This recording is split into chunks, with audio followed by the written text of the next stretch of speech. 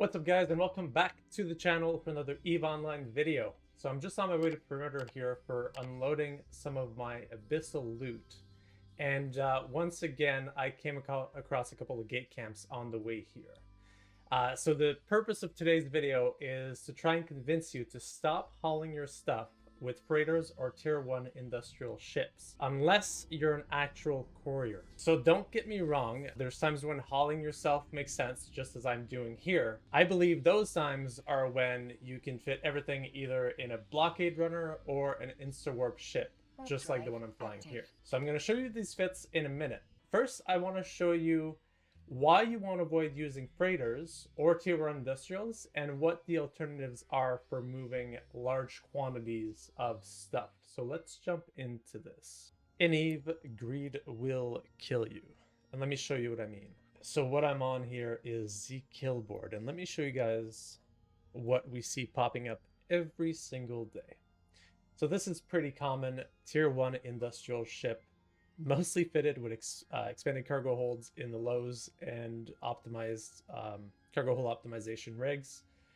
317 million loss, and it only took one person to pop this guy. What do we got here? So this is a freighter, so this is quite a bit better.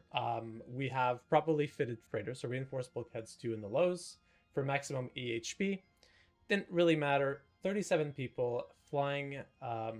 Catalyst will pop this ship fairly quickly. We have a 3.1 billion loss. Next, we have another tier 1 industrial. This is probably one of the worst industrial ships in the game. So we've got ourselves a nice 460 million loss. This is the classic, hey, I'm flying a DSC, I can overheat everything and get like 150 AHP, I'll be fine. Nope, you won't. 8 people involved.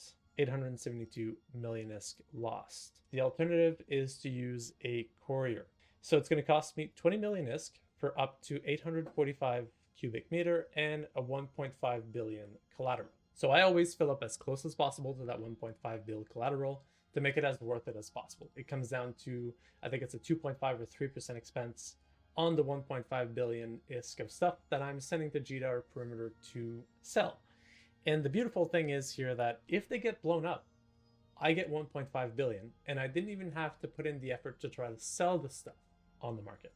But like I mentioned earlier, I do believe that sometimes it is 100% worth it to haul some stuff yourself, just like I was doing earlier in the video. So let's go over those fits. So I'm on my industrial alt here, and this is the Viator, which is one of my favorite blockade runners. It's also the only one that I can fly. So I do enjoy using this fit because it's simple, it's cap stable. I can haul almost 6.5 thousand cubic meter, and it'll work. It'll work in most situations, but I still prefer an insta-warp ship. And the reason why is because the way the cloak works is that anything within 2,500 meters of your ship will either stop you from cloaking or will decloak you. And when we go back to the kill mails from earlier, where there's 37 people involved flying around the gate, orbiting the gate, plus you have Concord, plus any other ship or any mobile depot in the area, there's a high chance that you actually won't be able to cloak with this ship. And then it'll just leave you up to be blown up pretty quickly. And this brings us to the Insta Workfit. So back on my main account here to show you guys the Sunesis. So this is one of my favorite ships, and one of the reasons why is simply because it's so accessible. So anyone can fly this. It only requires Spaceship Command 1. That's one thing. The other thing is it has the biggest cargo hold out of all the destroyers, so you can fit up to 600 cubic meters. And when you fit it properly, you can get 1.6 second align time, which is considered insta-warp. And I'll explain that in a minute. For the fit itself, we got 3 inertial stabs in the lows to get that 1.6 second align, a damage control, and a compact multi-spectrum shield hardener to get a little bit more tank. We have a bit of active tank here with the medium auxiliary shield booster, a 10 MN afterburner in case we need to get out of a sticky situation, have a little bit of speed. I like to also put a cloaking device in the highs here, just in case I need to walk away from the keyboard for a few minutes. And finally, we're going to go get some more speed at warp in the rigs here with the small hyperspatial velocity optimizers too. for a sweet 7.8 AU at warp, which is pretty awesome for cutting down travel time. It means that for me, with this fit, I can do Dodixie to Perimeter Vegeta in like 8 minutes, roughly. So it's pretty awesome, cuts down quite a bit on travel time, and it's a pretty fast ship. Now, the reason why this is considered insta-warp is simply because a server tick is a full second. So if someone tries to tackle you and they hit the tackle command, it'll take a second for the server to receive the command and another second for that command to get from the server to your ship. So say you're starting in a gate cloak and you hit the command to jump through the next gate. You start from a standstill right away. You'll start aligning to warp. No one has time to, even if they hit the tackle command right as you come out of the cloak, you'll be warped off before their tackle command gets back to your ship. So as you can imagine, with insta-warp, you can get through any gate camp, essentially, as far down in low sec as 0.1. Below that, you could actually get caught by a warp bubble. Now, the thing about warp bubbles that's really, really important to understand is that they obey the rules of the true security status of a system. So if you don't notice, the security status of a system is actually a number with up to 5 decimals, and it's rounded to the number that we see on the map. And the catch here is that what happens in low sec between 0 and 0.5, that number with 5 decimals is actually rounded up to the number that we see on the map. So you might think, okay, bubbles are only allowed in anything below 0.1. So if I'm in a 0.1, I'm safe. You might not be. That system, the true sec of that system might actually be 0.09. And it's rounded up to 0.1. It's going to show up as 0.1. You'll assume there's no bubbles, and bubbles will actually be allowed in the system. I got caught like that once. That's why I know it now. So what you can do if you have to go through a 0.1 system is that you can use this strategy here. So say I want to get from, say we're in perimeter now, and let's assume that perimeter is a 0.1 system. What you could actually do, so say we wanted to get from this gate to this gate over here in perimeter. What's going to happen is most warp bubbles are going to be either right on the gate or right before the gate on the same path from one gate to the other that you would typically warp through, okay? So what you can do in that case is you could warp to this station here, for example.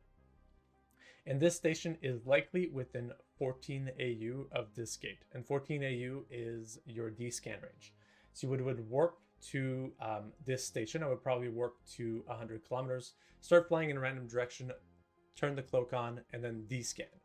And if this gate falls within the D-scan range, you're going to be able to see either the warp disruption probe that it's going to be called, or a small, medium, or large warp disruption array, or a heavy interdiction cruiser.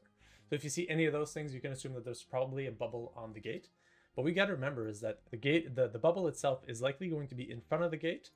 So you could always warp to the gate from a different angle, and you'll likely not hit into that bubble. So those are my tips when it comes to hauling. Now, I do understand that sometimes, especially as a new player, you will have to do some hauling in a tier 1 industrial ship, or likely not a freighter, but probably tier 1 industrial ship.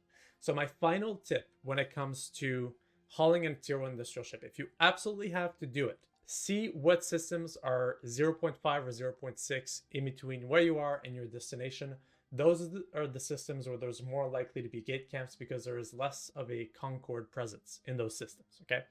So you figure out what those systems are. Then you look at those systems on ZKillboard, and if you see a lot of activity for that system for the day, maybe wait another day to actually fly through it. If you absolutely have to fly through it, before you get to those systems that have high activity, actually go to a station first. Leave your ship and warp and go scout the gate with your capsule. If you get blown up, no problem. You got blown up. You probably won't lose too much unless you had expensive implants. And if you did, then don't get expensive implants if you're going to be hauling. But at the end of the day, if you can scout and you see that it's clear, just go through it as fast as possible. If you scout and you see a gate camp, obviously, maybe wait a bit. So that's it for me, guys. I hope you've enjoyed the video. I hope that I've at least convinced one of you to start using courier services and maybe reconsider how you do your hauling. And if you guys have learned anything, or if you've watched my videos in the past, or maybe if you would like to be able to find your way back, make sure to hit that subscribe button and also hit that like button so it helps me out a lot with the YouTube algorithm. Thank you so much, and peace out.